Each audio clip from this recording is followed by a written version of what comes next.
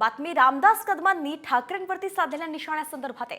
सत्ता आल्यावरती दिशा सलियन प्रकरण बाहेर काढा अशी मागणी रामदास कदमांनी केली आहे। तर बर्फाच्या लादीवर झोपवून आदित्यला फटके मारा असं सुद्धा ते म्हणाले।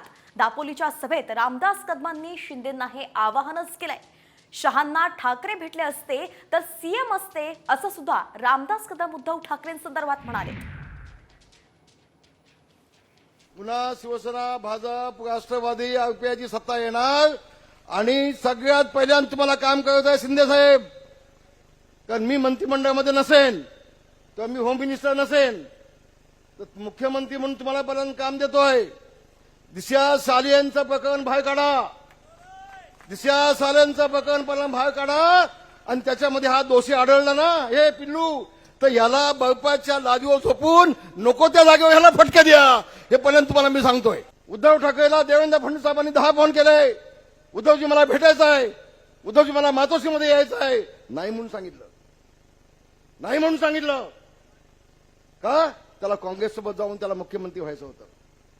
काँग्रेससोबत स्वतः गेले असते दिल्लीमध्ये, शहासाहेबांना भेटले असते, मोदी साहेबांना भेटले असते। अरे उद्धव तुला मोदी साहेबांनी मुख्यमंत्री केला असता।